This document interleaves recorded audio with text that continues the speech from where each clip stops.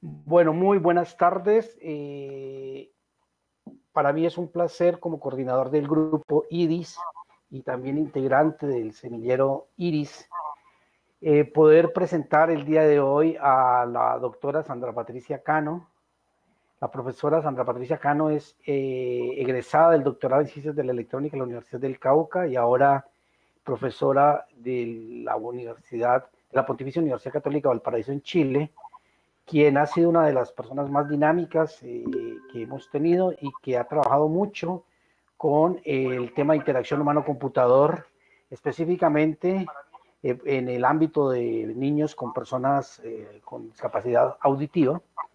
Y pues hoy la hemos invitado a que nos dé nos dé sus apreciaciones y sus comentarios respecto a un tema muy importante que tiene que ver con la experiencia de usuario desde un enfoque de la computación fisiológica, afectiva y cognitiva.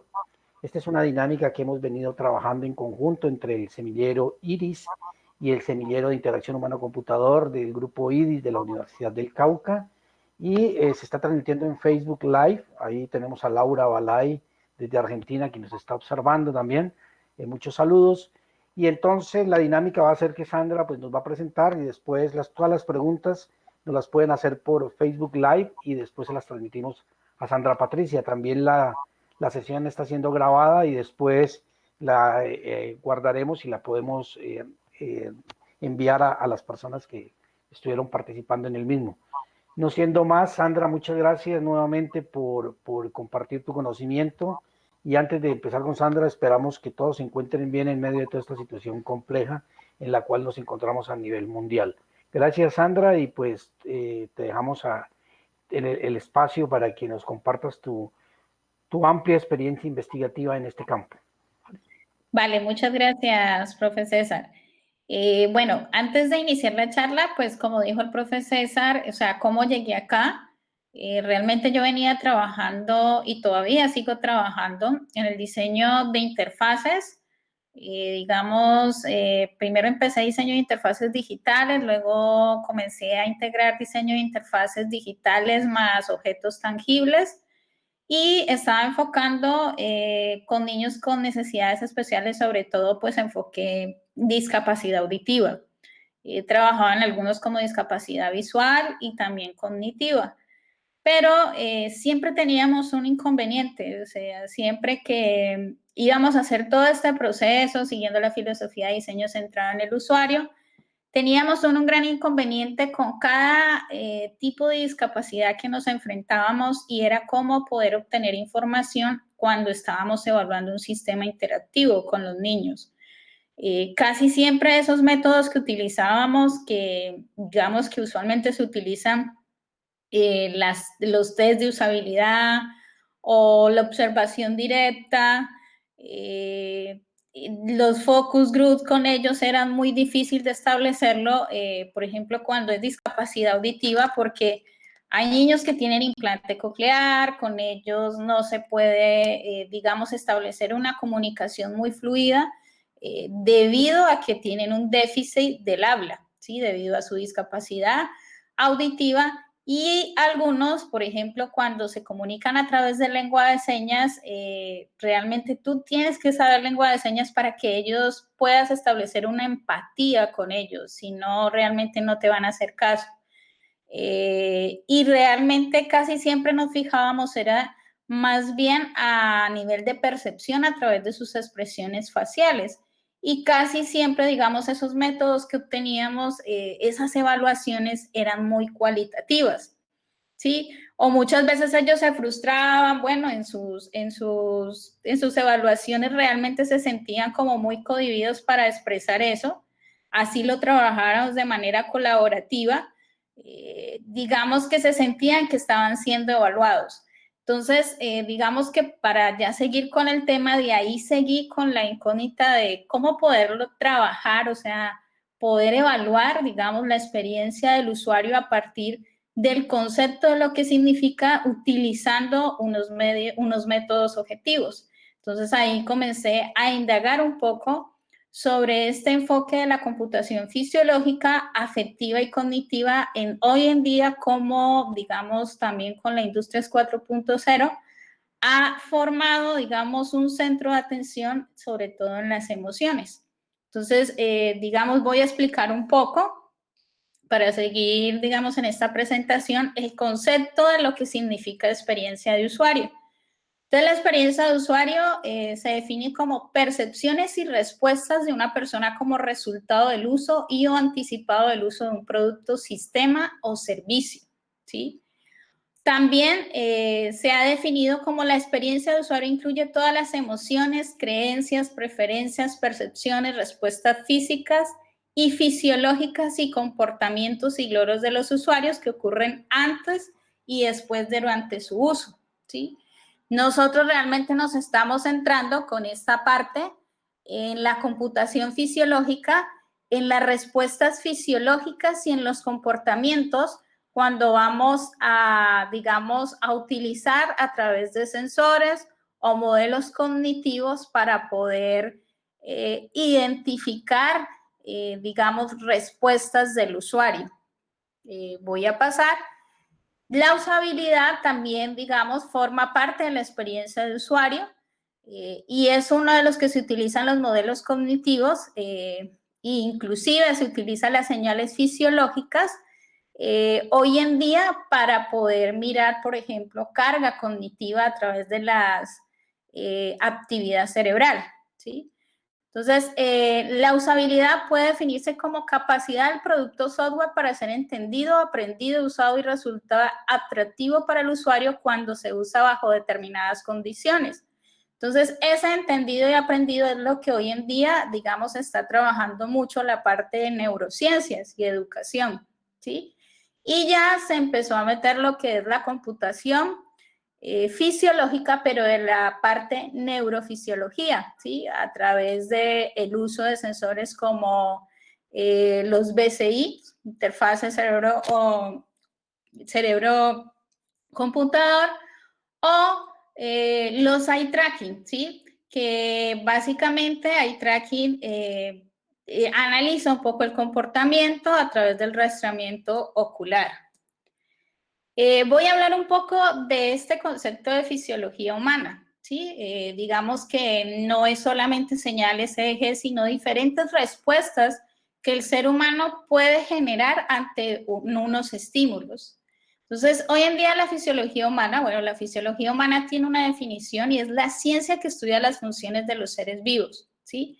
Y esas respuestas fisiológicas es a la reacción que se produce en el organismo ante estímulos que él recibe. Esos estímulos pueden ser producidos por diferentes entornos. Entonces, cuando una persona se está enfrentando, digámoslo así, a una interfase, va a producir, es inducido a través de cuáles estímulos, estímulos visuales, los auditivos, ¿sí? Y eso va a generar digamos, un tipo de respuestas en él y esas respuestas son a través de manifestaciones, ya sea a través de emociones o a nivel de la cognición, ¿sí? Entonces, básicamente, digamos, la fisiología humana, porque eso partió básicamente desde las ciencias médicas, luego se unió, digámoslo así, la psicología y ahora se llama lo que es la psicofisiología. Entonces, la psicofisiología lo que hace es analizar el modo en que las actividades psicológicas producen esas respuestas fisiológicas. Y las emociones básicamente se basan en el comportamiento del sistema nervioso central. Entonces, las emociones es uno de los más importantes mecanismos inconscientes que influyen en el comportamiento humano, ¿sí? También influyen en lo que es la atención y la toma de decisiones. Entonces, básicamente desde la psicología lo que hacen es comprender todo ese proceso emocional. Hoy en día, pues existen diferentes tipos de respuestas fisiológicas que se han utilizado desde las ciencias médicas, pero ya han visto que generan, digamos, se puede analizar por medio de esas respuestas fisiológicas cierto comportamiento, emociones en los usuarios. Entonces, una de las más, digamos, respuestas fisiológicas más que se han indagado son, por ejemplo, la conductividad de la piel, ¿sí? La frecuencia cardíaca, la frecuencia respiratoria, la actividad cerebral, la actividad muscular, la temperatura corporal o el movimiento ocular.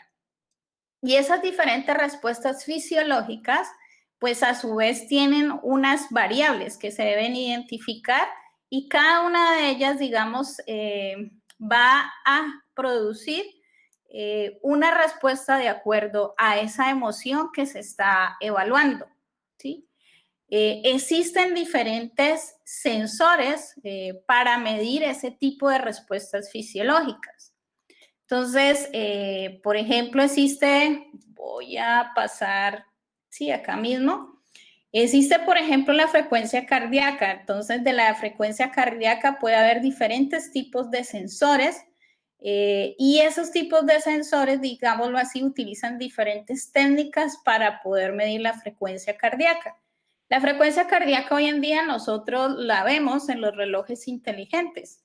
Los relojes inteligentes, nosotros tenemos esos relojes que hoy en día miden el pulso o el ritmo cardíaco, ¿sí? Y nos mantiene informado, por ejemplo, acerca de cuántos pasos damos, cómo fue nuestro ritmo cardíaco, o sea, nos empieza a monitorear. Entonces, hoy en día, digamos, eso ha sido un factor importante, digamos, toda esta parte de las respuestas fisiológicas, porque básicamente se une con la computación afectiva, ¿sí? Queremos analizar, por ejemplo, cuando un usuario, voy a seguir, ahorita sigo, la computación fisiológica ahí forma parte, ¿sí? Entra a formar parte de la computación fisiológica, entra a formar parte dentro de esas respuestas fisiológicas, o sea, es un término que se empezó a dar en el 2009 y básicamente se usa para describir un sistema tecnológico que incorpora datos fisiológicos, ¿sí? Porque básicamente lo que hago es diferentes respuestas fisiológicas, las estoy capturando y a través de esas respuestas fisiológicas voy a formar un modelo emocional, ¿sí? ¿Por qué un modelo emocional? Porque de diferentes respuestas yo tengo que analizar esas señales y determinar la emoción de esa persona, ¿sí? Entonces, para esa computación fisiológica, digámoslo así, cuando se creó el concepto, pues eso involucra varias áreas, la electrónica, o la parte biomédica, por la parte de los sensores, el procesamiento digital de señales, que ahí forma, digamos, entrar un concepto bastante fuerte, que hoy en día lo trabajan en datos multimodales, ¿sí? Cuando ya no es un solo dato que voy a procesar, sino múltiples datos en tiempo real. Algoritmos de inteligencia artificial, que hoy en día lo vemos en Industrias 4.0, que hoy es el auge con lo de la computación cognitiva, y también lo de teoría de control. ¿Por qué teoría de control? Porque vemos que la computación fisiológica está formando a ser parte de lo que hoy llamamos biofeedback o neurofeedback, ¿sí? Y en la parte de las emociones es lo que llamamos regulación de emociones. Para eso utilizamos el biofeedback o el neurofeedback, ¿sí? Entonces, a través del usuario vamos a hacer que él pueda regular sus emociones, ya sea a través de un videojuego o ya sea a través de un sistema interactivo que le permita hacer eso. Entonces, la computación fisiológica, digamos que propuso un modelo que era recopilación y análisis de traducción. Y esa traducción es ya diferentes frentes, y reconocer las emociones o a partir de reconocer las emociones, va a darle una retroalimentación a ese usuario de acuerdo a esas emociones que puede adquirir. Existen, lo que les había dicho, señales fisiológicas, y dentro de estas señales fisiológicas existen diferentes técnicas, ¿sí? Entonces, por ejemplo, la conductividad de la piel es una de las sensores o señales fisiológicas que más utilizan. Hay un sensor que se llama el sensor galvánico y suele usarse mucho porque es donde se puede medir tanto una activación de la emoción y a la misma vez puede usarse para lo que es carga cognitiva, ¿sí? Suele usarse. para mirar un poco la atención de esa persona. Se han hecho algunos estudios que pueden identificar esa parte. También la frecuencia respiratoria. La frecuencia respiratoria puede ser de varias maneras. Una es un cinturón, como ustedes ven acá, sujeto. Normalmente esos cinturones, nosotros hemos hecho esos cinturones con un piezoeléctrico, digamos en la parte de electrónica. Uno puede hacer esos sensores también. En la parte respiratoria pueden haber la medición de del diafragma, otro lo que es el flujo del aire, ¿sí? Entonces pueden haber diferentes técnicas para medir la frecuencia respiratoria. También para la frecuencia cardíaca puede ser el famoso electrocardiograma, que es la técnica de los electrodos que se ubican. O también el más conocido que hoy lo utilizan los relojes inteligentes, que es el fotoplestimografía, ¿sí? Que básicamente es lo que está haciendo es sensando a través de la luz que se proyecta el volumen de la sangre, ¿sí? Entonces, sensea lo que es este cambio. Entonces, esa es una de las técnicas más económicas, las que hoy en día suelen usarse. De la actividad cerebral, entonces ahí están las famosos interfaces cerebro-computador, que básicamente se encargan de utilizar esta técnica que se llama electrocardiograma, ¿sí? Mientras que está la otra, que básicamente es una mucho más costosa, ¿sí? La de imagen de resonancia magnética, ¿sí? Que es otra técnica para medir la actividad cerebral, pero usualmente suele usarse esta hoy en día, que suele ser más económica, aunque existen BCI también costosos que no permiten, digámoslo así, el acceso a esos datos, ¿sí? O para acceder a esos datos, básicamente, uno tiene que comprar un servicio, acceder a esa información, entonces, digamos que eso ya es alguna restricción más para poder manejar ese tipo de sistemas. Y los otros a través de movimiento ocular, ¿sí? Entonces, de movimiento ocular, pues los más conocidos son el eye tracking. Hoy en día, pues se utilizan más los tipo TOBI, pero también existe otro movimiento ocular que es par de electrodos ubicados en las zonas del ojo. También está el EMG, que anteriormente lo utilizaban para lo que era expresiones faciales, ¿sí? A veces lo utilizan, el problema es que algunos de estos son técnicas muy invasivas.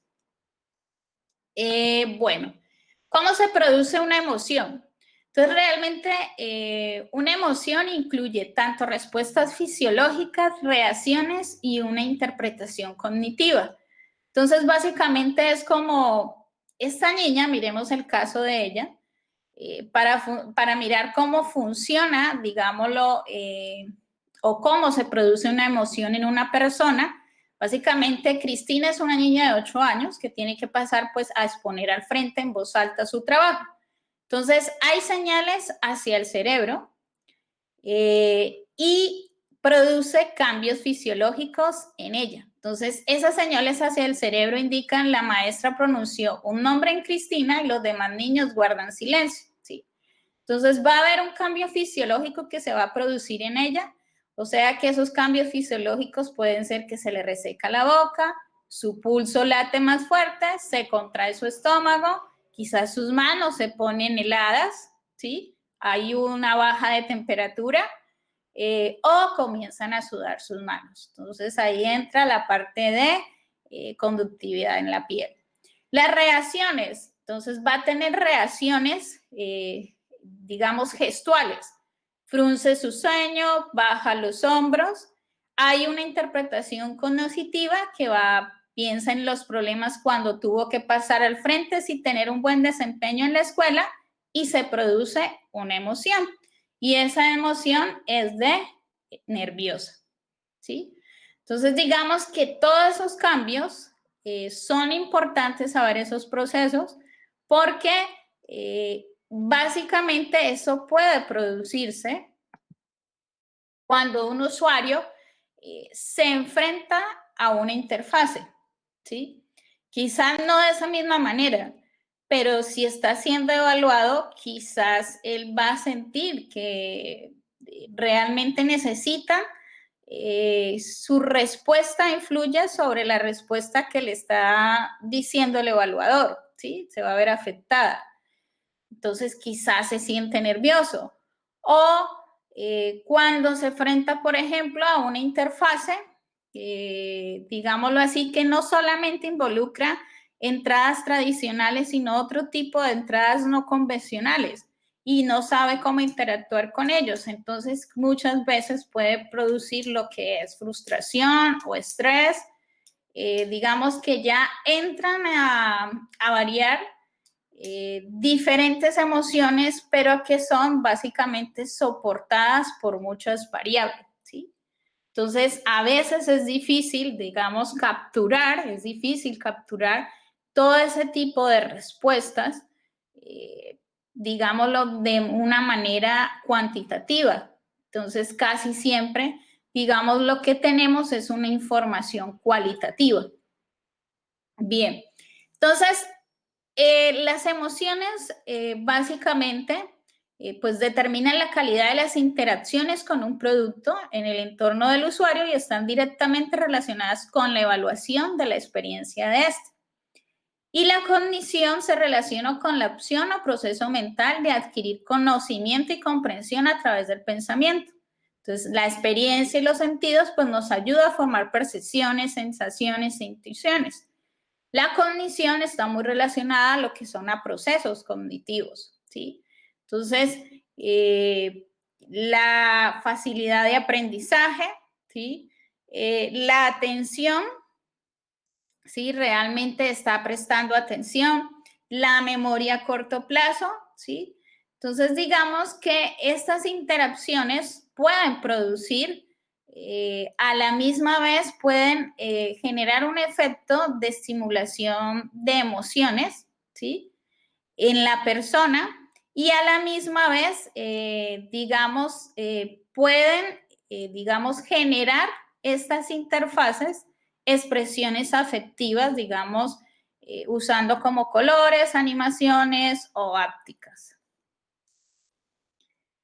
Sigo en la siguiente. De ahí viene el concepto de computación fisiológica más emociones, ¿sí? Digamos que se juntaron esas líneas para formar lo que son la computación afectiva. Pero la computación afectiva no solamente incluye, digamos, la parte de señales fisiológicas. La computación afectiva integra en identificar las emociones también a través de otras técnicas como a través de reconocimiento facial, a través de la voz, ¿sí? Entonces ya, digamos, surge una influencia de las emociones y otros fenómenos afectivos de tal manera que el sistema pueda detectar esas emociones en el usuario y pueda responderle de una manera emocional al usuario, quizás. Entonces, la computación afectiva básicamente puede ser aplicada en tres frentes. Sistemas que detectan emociones en el usuario, que es lo que suele encontrarse en muchos artículos en la parte de reconocimiento de emociones, y lo que más abunda es esa parte, en la parte de Machine Learning, técnicas de aprendizaje, etcétera, para reconocimiento de emociones. Sistemas que expresan que un mundo se percibirá como una emoción y sistemas que actualmente sienten una emoción, ¿sí? En la parte de computación afectiva, pues eso involucra en varias áreas como la neurociencia, la ciencia cognitiva, la sociología, el diseño centrado en valores, la parte de ética y de educación, ¿sí? Inclusive vemos muchos trabajos hoy en día que tratan, digamos, en la educación, por ejemplo, ya hay algo que se llama experiencia del estudiante, ¿sí?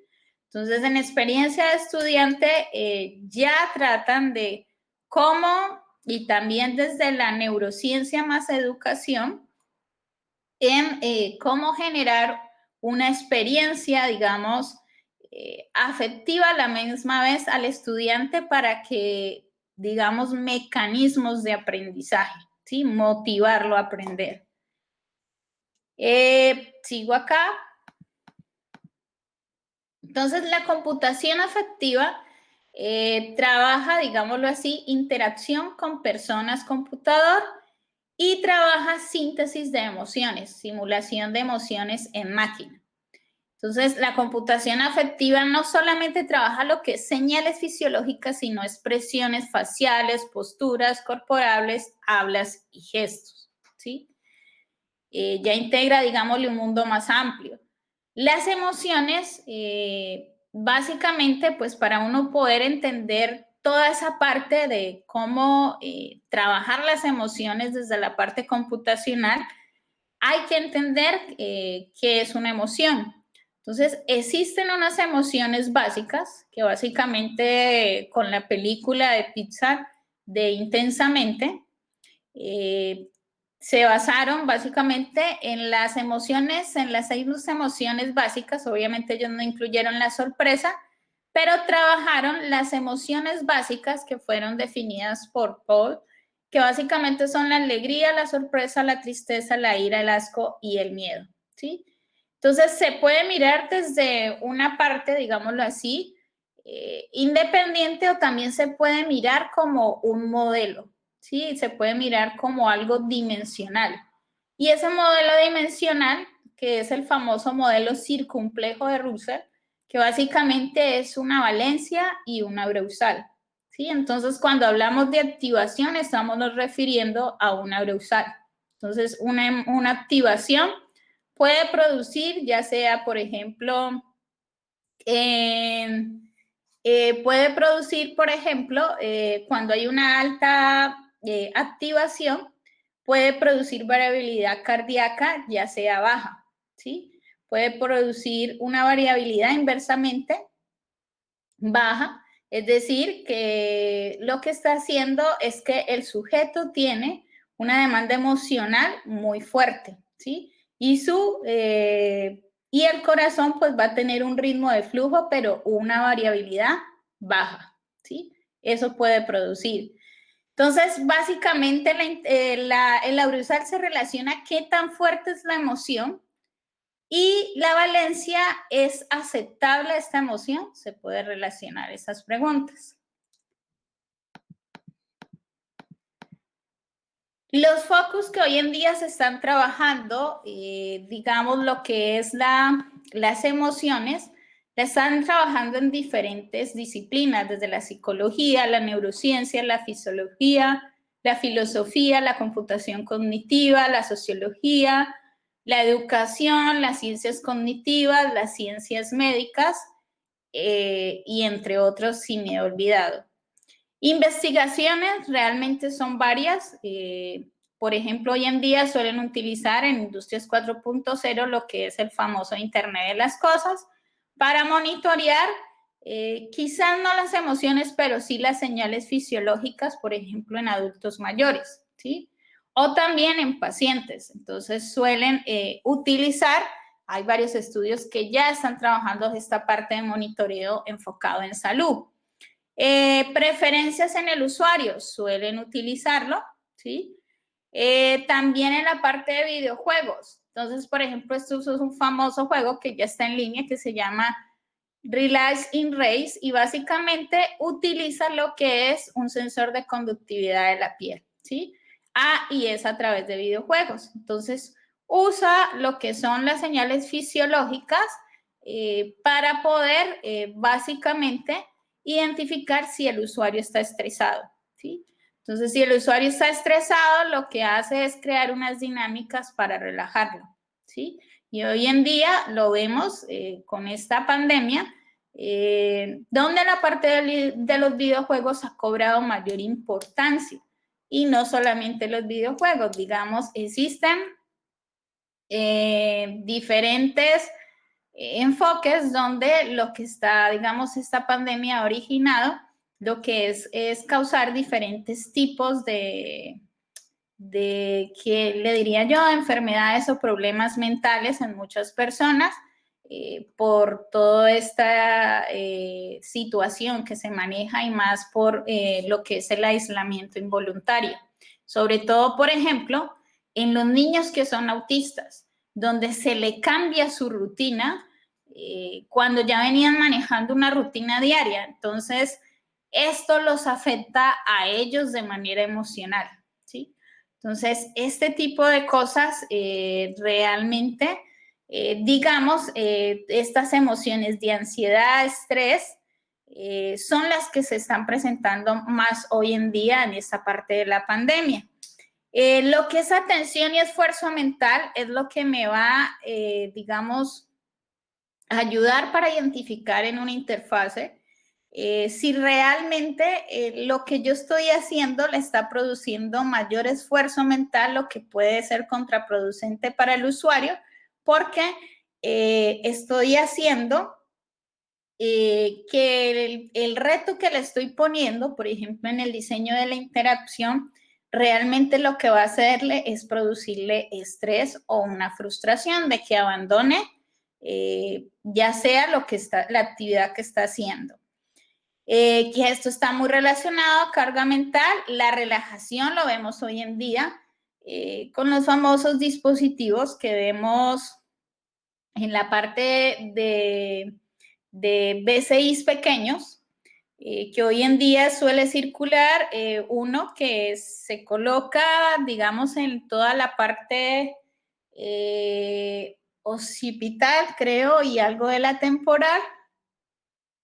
Sí, en la parte temporal y parietal, o como en forma de diadema, se coloca un eje que básicamente su funcionalidad es en la parte de relajación, ¿sí? Y se han creado otros tipos de dispositivos EEG que básicamente su funcionalidad es relajar, ¿sí? Entonces se ha creado, digamos, también en la parte de regulaciones la están utilizando mucho con los biofeedback y neurofeedback.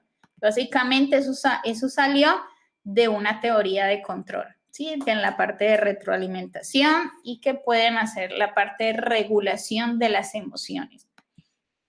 Entonces, para mencionar algunos de los casos que hemos estado trabajando, realmente, como les decía, esta curva pues involucra muchas áreas y realmente hay que estudiar a fondo cada una de ellas. Yo apenas, digamos, estoy empezando porque me interesé mucho al llegar a esta parte y sigo muy interesada. El primer caso que nosotros hicimos fue un caso que fue Emotion Experience, lo llamamos de esa manera, que comenzamos a trabajar reconocimiento facial, eso se hizo con un estudiante, y básicamente lo hicimos con niños, ¿sí? Con niños de colegio. Básicamente queríamos era reconocer 3 estados emocionales, lo que era alegría, disgusto y neutro, ¿sí? Entonces los estudiantes hicieron un proyecto que básicamente lo que hacían era reconocer 3 estados emocionales y trabajaron un método llamado ngFace, ¿sí? En Python. Entonces básicamente ellos dejaban que el niño interactuaba con algún video y el sistema al final generaba un reporte diciendo los diferentes tipos de estados emocionales que había presentado el niño en determinado tiempo, ¿sí? Y básicamente hacía un reconocimiento en tiempo real, es decir, mientras el niño interactuaba, la cámara estaba y a la misma vez iba reconociendo cada una de estas, digamos, lo que eran los ojos, la boca, era, digamos, las diferentes posiciones que lograba identificar. Bien. Luego, otro caso que comenzamos a hacer es una parte fisiológica. Entonces empezamos a trabajar con sensores fisiológicos de bajo costo. Entonces queríamos estudiar toda esa parte de las respuestas fisiológicas. Trabajamos con el famoso pulse sensor, que es el de ritmo cardíaco, que es básicamente con la técnica fotoplestimógrafo. La conductividad de la piel, el de respiración lo hicimos nosotros con un piezoeléctrico, básicamente, y lo que era temperatura corporal. Entonces, el de temperatura corporal lo ubicábamos básicamente en el antebrazo. La conductividad en la piel tiene que ser en los en los dedos, lo mismo que el ritmo cardíaco, y la respiración básicamente en una banda con el piezoeléctrico que ubicábamos en la parte aquí de tórax, ¿sí? Entonces, básicamente lo que queríamos era mirar, digamos, a través de estos diferentes sensores, qué tipo de respuestas podríamos lograr adquirir y qué podríamos reflejarnos alguna emoción. Entonces, básicamente diseñamos un experimento. Como no teníamos ninguna información, entonces lo que empezamos es a inducir emociones en los estudiantes. Entonces, para inducir emociones en los estudiantes, nosotros trabajamos con hay unas imágenes estándar que se utilizan para inducir emociones y es el International Affective Feature System, ¿sí? Entonces, también queríamos trabajar con sonidos, que ellos tienen una base de datos ya evaluada, es un estándar, y queríamos saber cómo el impacto que había entre las imágenes y los sonidos, ¿sí? ¿Cuál era, digamos, ese efecto? ¿Cuál se producía más? Realmente no alcanzamos a trabajar con sonidos, solamente con imágenes, y digamos, estábamos trabajando una parte de lo que era un poco de procesamiento digital de señal, porque estábamos trabajando diferentes tipos de señales que se estaban capturando en tiempo real y se estaban capturando al mismo tiempo. Y lo que queríamos hacer, pues esto apenas se está haciendo el artículo, es en la parte de cómo trabajar datos multimodal y a la misma vez visualizar esa información, pero con técnicas de visualización que reflejen el estado emocional, ¿sí? Entonces, pues básicamente era lo que estábamos veniendo trabajando. Otro caso que trabajamos, ya lo enviamos a publicación, fue un caso de estudio que utilizamos con unos estudiantes, utilizamos un OpenBCI, trabajamos con 8 electrodos, también nos metimos en esa parte. Esa parte sí es más complicada, ¿por qué? Porque nosotros antes de elegir los sensores, nosotros tenemos que definir las diferentes variables, o sea, construir las diferentes variables para poder armar todo ese modelo emocional que vamos a evaluar.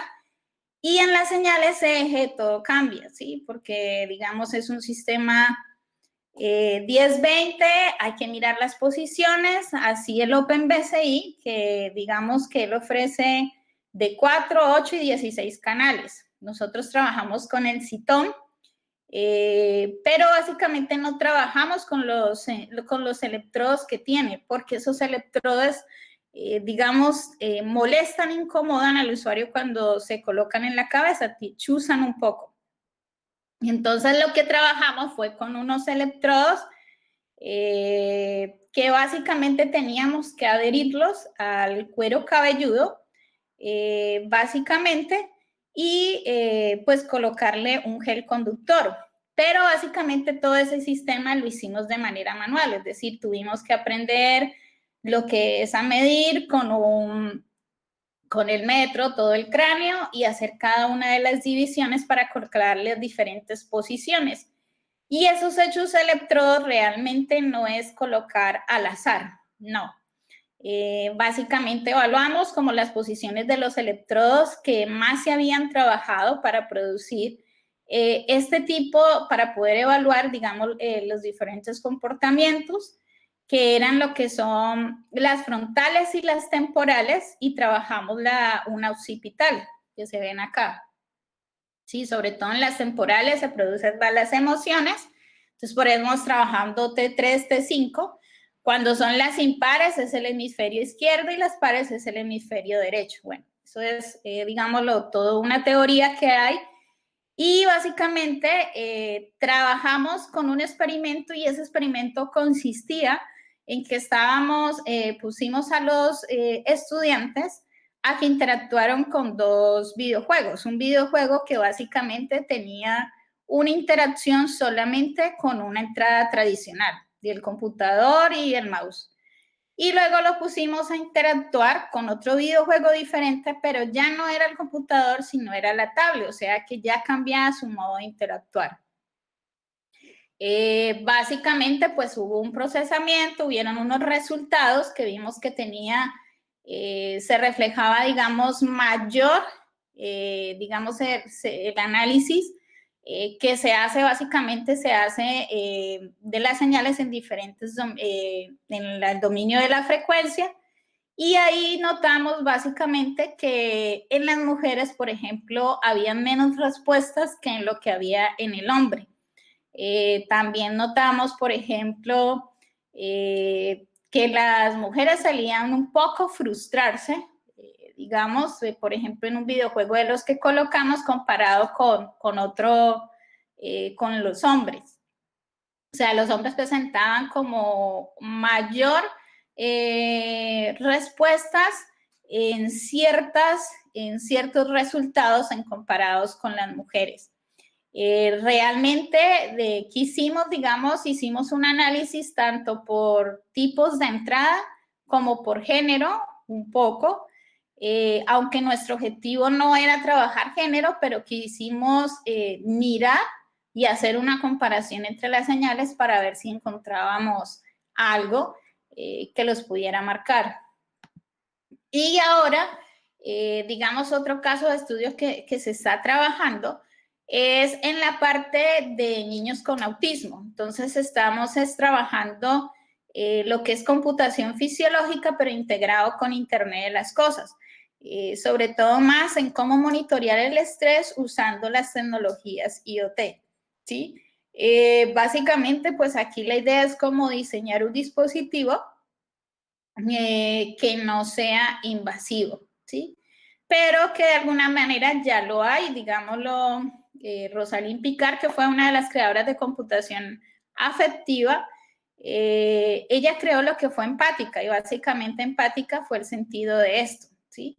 Nosotros lo que estamos haciendo es creando, digamos, este tipo de sensores, pero básicamente con el concepto de bajo costo, porque casi siempre el acceder a este tipo de tecnologías y requieren alto costo que realmente cualquier persona no puede adquirirlo. También, digamos, en la parte del caso de estudio con otros estudiantes, bueno, esto todavía lo dejaron quieto, pero a partir de lo que hicieron con las señales EEG de los videojuegos, nace la incertidumbre de volver a trabajar, pero ahora es más que todo evaluando, digamos, una interacción física con una digital. Entonces, ahí, digamos, se les propone a ellos que miren la manera de cómo medir la usabilidad en sistemas interactivos usando señales EEG.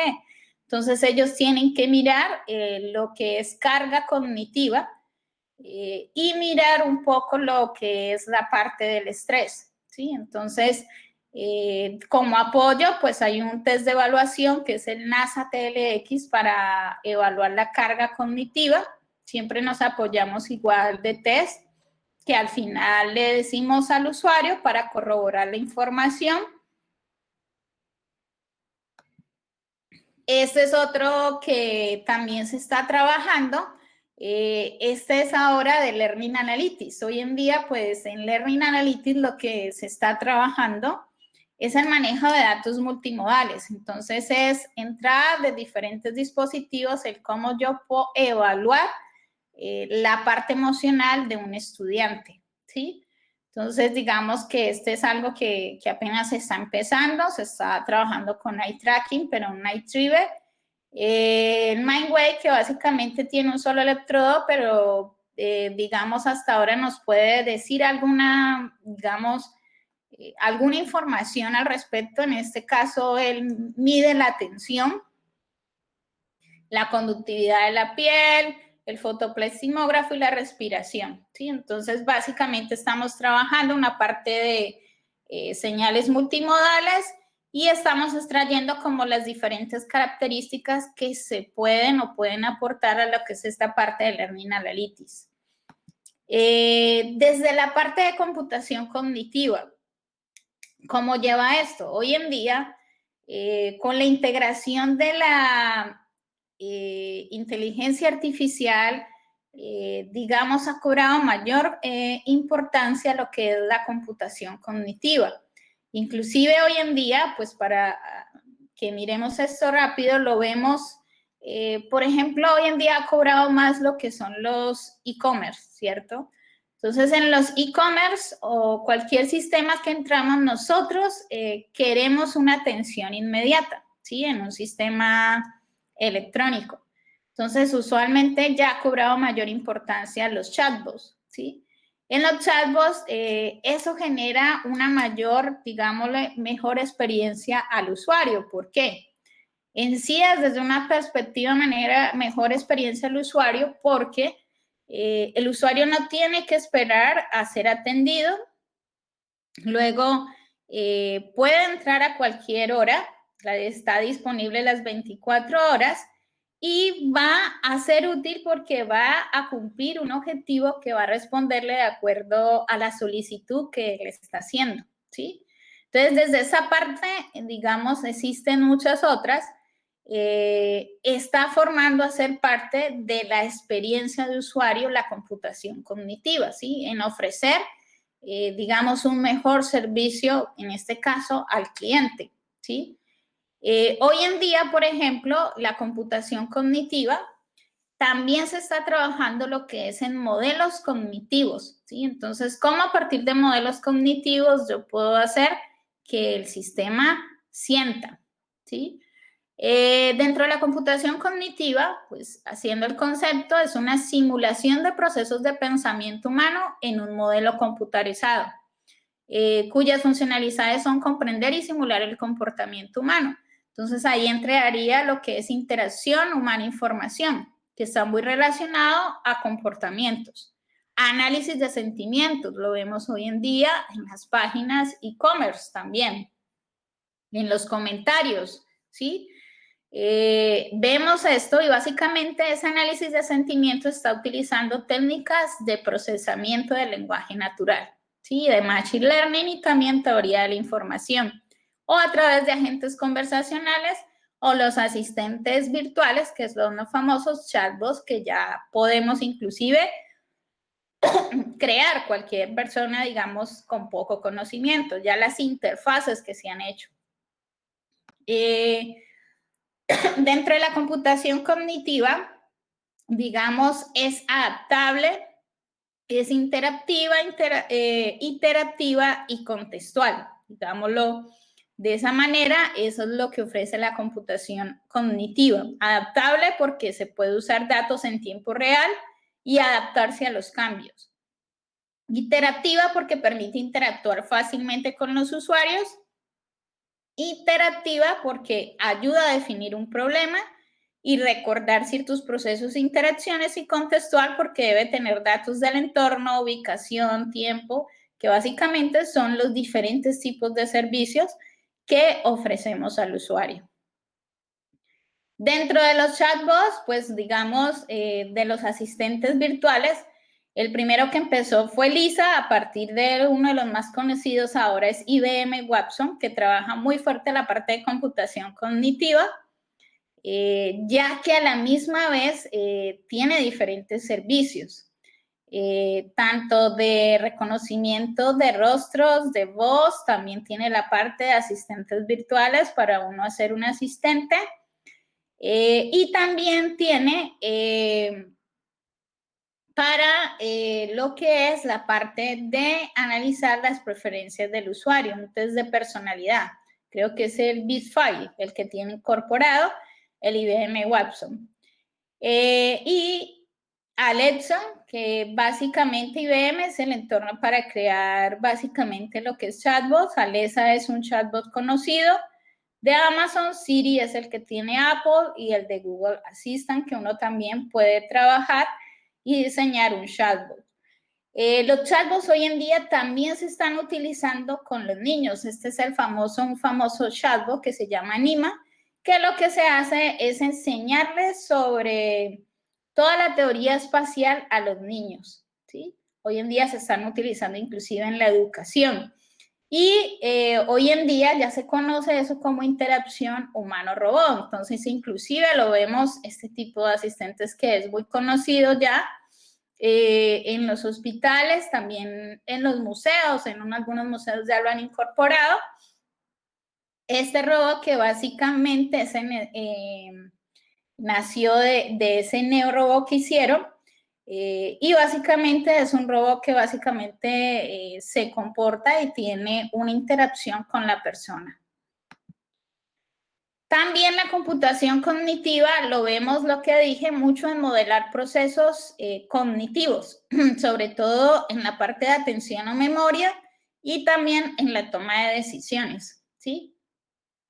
Pues este es un famoso modelo que utilizan dependiendo de las diferentes tipos de entradas que nosotros tenemos, visuales, auditivas, cuánto tiempo nos demoramos en procesar toda esa información y generar, por ejemplo, una imagen visual, que inclusive la imagen visual se trabaja desde el lado de señales EEG.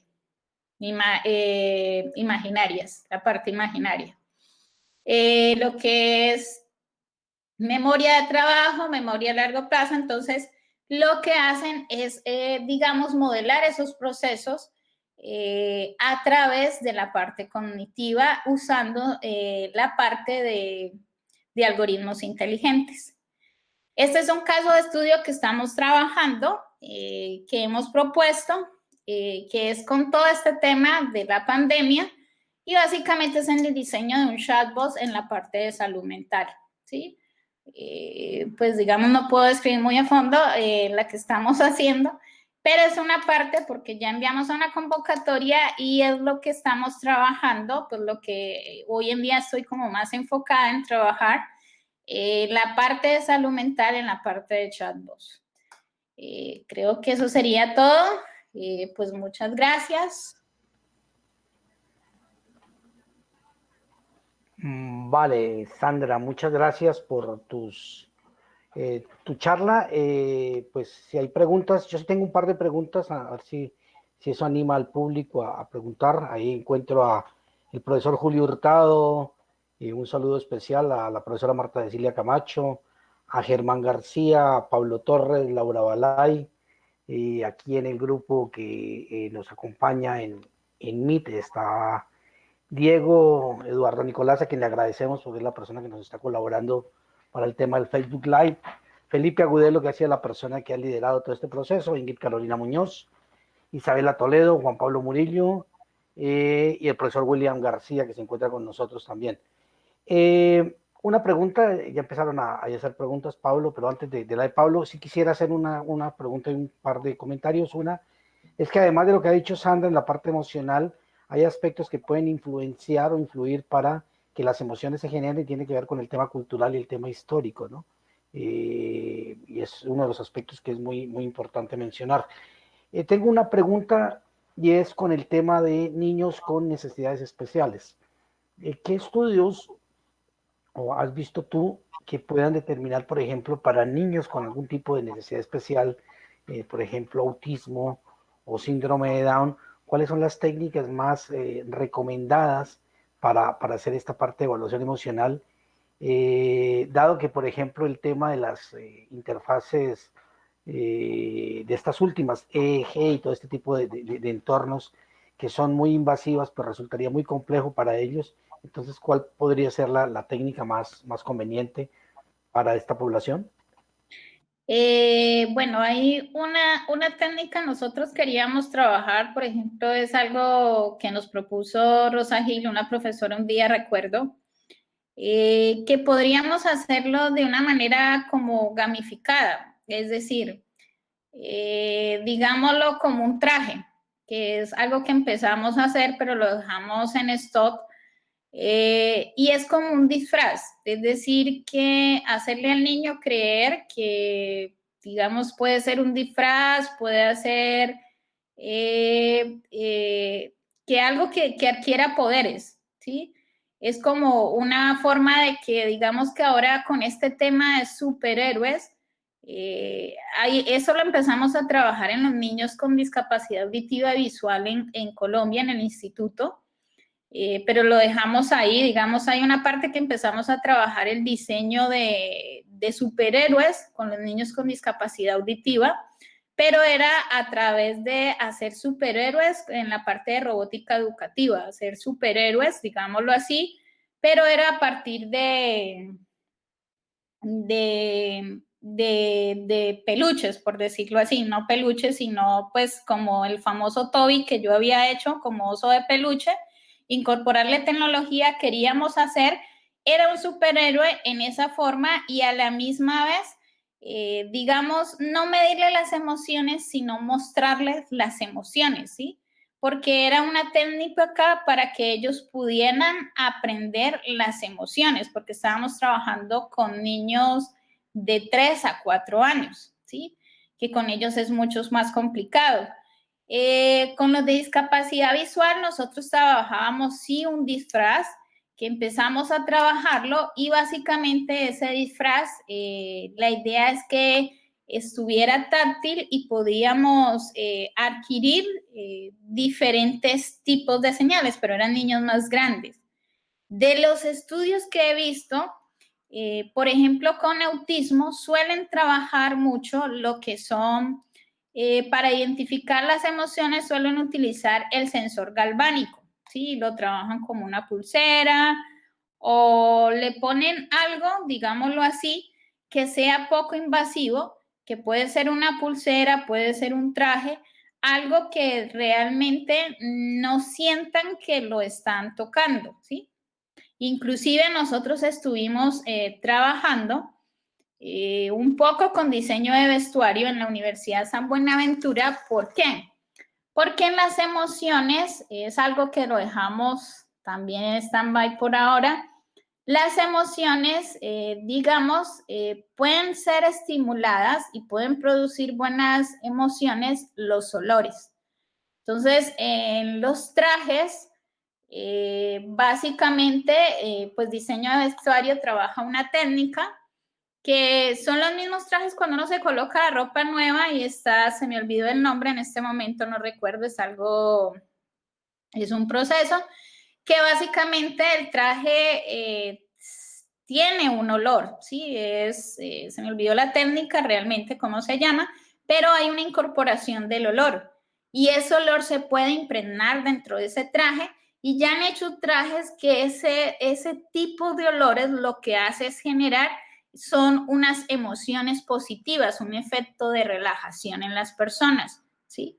En la parte de los sensores, sí han trabajado algunos sensores que son poco invasivos, por ejemplo, en MindWeb, que es un estilo de diadema, es poco invasivo y sirve lo que es para la atención.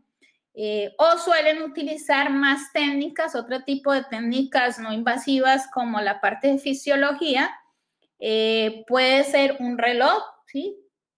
Y ese reloj puede solamente con el ritmo cardíaco, ¿sí? O conductividad de la piel, o simplemente, ya sea por reconocimiento facial, ¿sí? O sea, pueden existir muchas maneras, pero hay que mirar también el tipo de condición con el que se está tratando.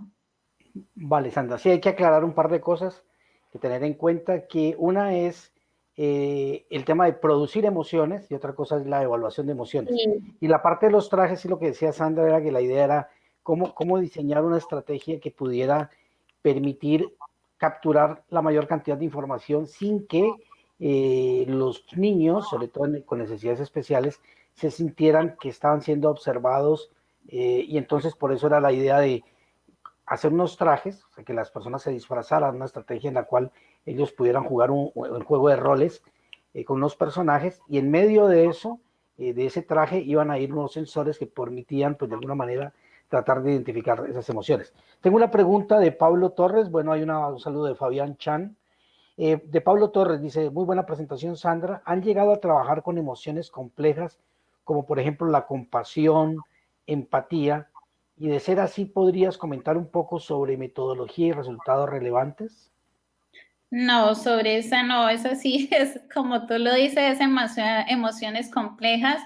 Básicamente, trabajar la empatía,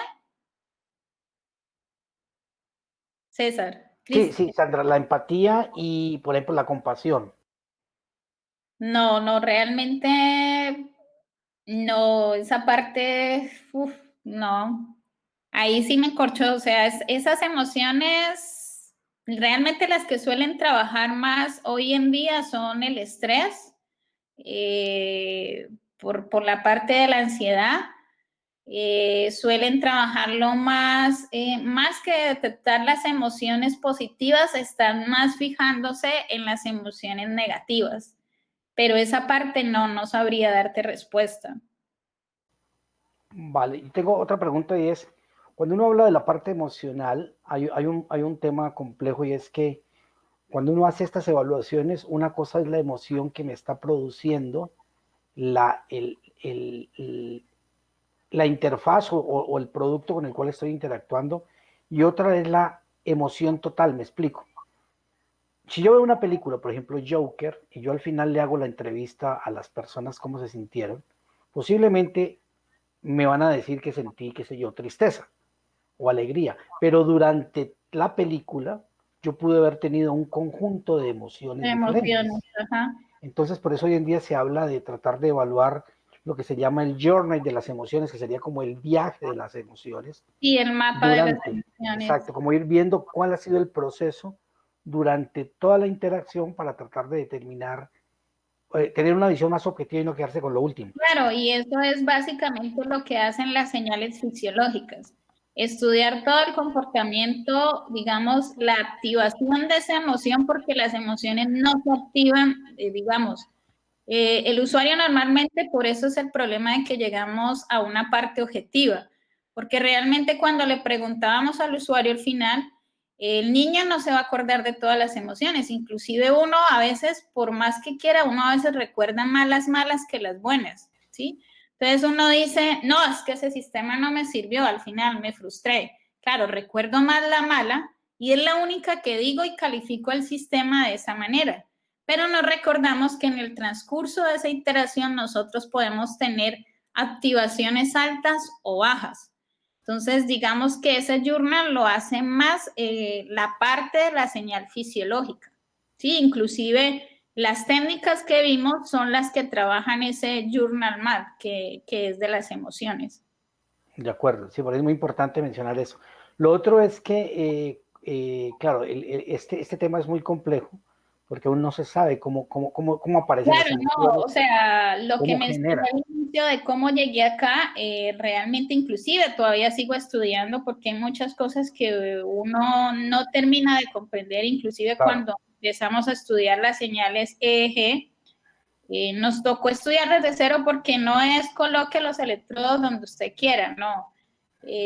Nos tocó evaluar, por ejemplo, qué tipo de electrodos realmente son mejores conductores o no. Nos tocó mirar la impedancia de esos electrodos, o sea, ya es una parte muy técnica que nos tocó mirar y a la misma vez nos tocó meternos en diferentes áreas, en la área de procesamiento de señal, o sea, diferentes áreas, pues para tratar la señal como tal, porque digamos que ahí la clave es la señal, ¿sí? Digamos, hay que utilizar buenas técnicas para procesar la señal para obtener un resultado favorable. de acuerdo, Sandra. Y finalmente, bueno, mencionar que hay un componente que, bueno, aquí es el profesor William, que trabaja mucho en esos temas, que tiene que ver con el componente ético y esto es fundamental. De hecho, nos acaba de compartir un documento que te lo acabo de enviar a tu correo, Sandra, que es con el tema, ahora que estabas hablando de los eye-tracking, de la técnica eye-tracking, Claro, y es el problema que hay ahora con el COVID, y obviamente ahora cuando nos piden distanciamiento social, pues estas pruebas tienen que ser modificadas de alguna manera porque no podemos estar con la persona tan cerca, ¿no? Entonces hay todo un tema ahí. Y claro, el componente ético aquí es fundamental para poder interactuar, sobre todo porque estamos obteniendo información que es muy susceptible, porque ya no solo es información de comportamiento, sino información cognitiva de lo que está sucediendo internamente en el cerebro de las personas y esto puede tener sus implicaciones, ¿no? Entonces, no sé si quisieras, ya como para ir terminando un poco, contar el canal que tú tienes, aprovechando para el espacio, para difundir esta iniciativa que has empezado a trabajar de robótica educativa, como para que nos cuentes un poco rápidamente, Sandra. Vale, bueno, esta es una idea que ya venía trabajando bastante rato. Pues yo creé un canal de robótica educativa, aquí lo tengo, voy a dar el link. El canal de robótica educativa, básicamente, ese fue un personaje que básicamente ese personaje, a partir de ahí se creó, a partir pues de mi tesis doctoral, creé con lo que fue Fonatit.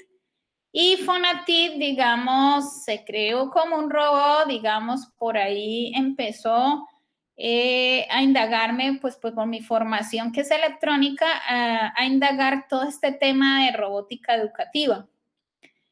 Y a partir de ahí comencé, digamos, a encontrar diferentes formas de cómo hacer interfaces que a la misma vez tuvieran un propósito, y era el propósito de educar, pero básicamente trabajando con tecnología de bajo costo.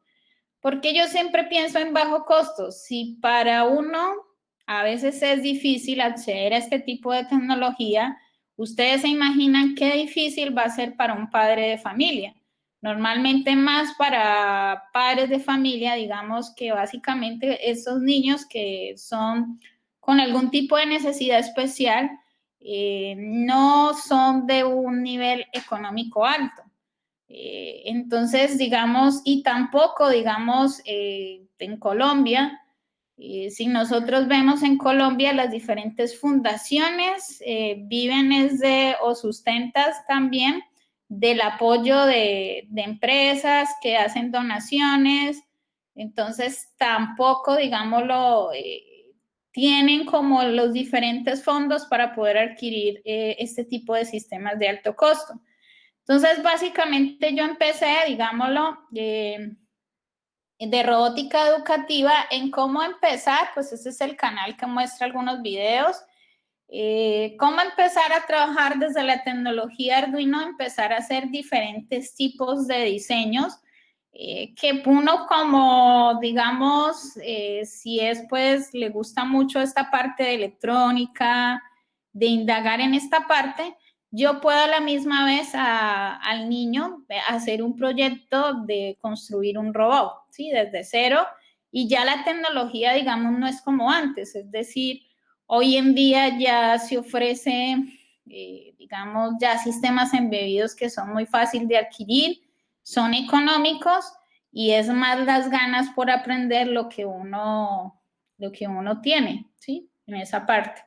Entonces, pues aquí está robótica educativa, básicamente se van a estar montando videos, por ejemplo, ahora aquí tengo este robot, no sé si logran verlo. Básicamente, pues ese es un video que voy a hacer y básicamente, pues yo tengo un Mega, un Arduino Mega, básicamente lo que tiene es un ultrasonido y esta es una boca. Estoy trabajando la parte de las emociones. Entonces, esta es una boca que se hizo con básicamente diodos LEDs. Se hizo con 6 diodos LEDs. Para hacer estos 6 diodos LEDs, por ejemplo, pues electrónicamente, pues luego se va a explicar en el canal. Obviamente se tuvo que aumentar un poco la potencia, pues para eso se utiliza un transistor. Pero adentro se le va a poner un diodo RGB donde va a desplegar un color y va a expresar, dependiendo de la emoción, cierta interacción. Y acá tiene un sensor, una fotoresistencia, que lo que intenta es comportarse como si fuera un robot con autismo. Sí, es lo que estoy intentando hacer, que básicamente no evita que lo toquen. Entonces, cuando lo tocan, él se va a sentir nervioso. Entonces, al sentir nervioso, pues tengo ahí unos motores vibradores, va a expresar, va a vibrar. Sí, entonces digamos que esta es la idea que se tiene ahora para hacer para el siguiente video. Entonces ya es como expresar esas emociones un poco, que puede llegar inclusive a un niño con autismo, un niño, digamos, generar mayor empatía al robot si se comporta de la misma manera que un niño. Sí, bueno, comentarles que, de hecho lo estaba mirando también, es fonatic.co, phonactic.co, aquí en la presentación está el link. Entonces, para que lo puedan entrar, porque están ahí, además de la información de lo que es Fonatic, está todo el canal, está la información del canal de YouTube y los prototipos que Sandra ha desarrollado para que los puedan utilizar, ¿no? Entonces, pues la idea es poder aprovechar. Bueno, Sandra, ya por efectos de tiempo, el tiempo en Internet es costoso también. Queremos agradecerte de parte del Semillero de Investigación de Interacción Humano-Computador y el Semillero de Investigación en Investigación IRIS, que lidera el profesor Julio Hurtado, por el aporte, la colaboración. Invitarlos también, aprovecho de una vez, el próximo 12 de mañana en 8, tenemos una charla del profesor Carlos Iván Cheñévar de Argentina sobre el tema de inteligencia artificial, retos y perspectivas. Y vamos a empezar a tener unas dinámicas que permitan poder tener un grupo de personas invitadas para poder generar conocimiento en torno a estas dinámicas que se están haciendo. Recordemos que también tenemos una red de interacción humano-computador que se llama HCI-centro colab.co, .org, perdón, donde ahí está toda la información respectiva también de este grupo que tenemos. Hacemos unos webinars a finales de cada mes. Y pues ahí está Vanessa, acaba de entrar, lo mismo Cristian Quintero. Agradecerles, creo que no sé si hay más preguntas por aquí. Carolina Muñoz, gracias por compartir la experiencia, una muy buena presentación. Y bueno, no queda más que agradecerte, Sandra. Vale. Seguimos en proyectos, trabajando con diferentes instituciones, tratando de mejorar la calidad de vida de las personas utilizando la tecnología. Y no nos olvidemos de que detrás de todo esto, obviamente, está la persona, el ser humano, y esto tiene una implicancia muy compleja. Y les recordamos de que en la medida de las posibilidades quédense en casa, protéjanse, y pues esperamos, Sandra, poder seguir compartiendo contigo muchas de tus experiencias investigativas. Muchas Claro que gracias a todos y ya nos veremos el próximo 12 en la charla del profesor Carlos Iván Cheñévar. Gracias a todas las personas que nos acompañaron en Facebook Live, gracias a las personas del semillero IRIS por toda la colaboración y a los integrantes del semillero de interacción humano-computador por todo el apoyo, ¿vale? Muchísimas gracias y hasta la próxima. Chao. Chao, chao.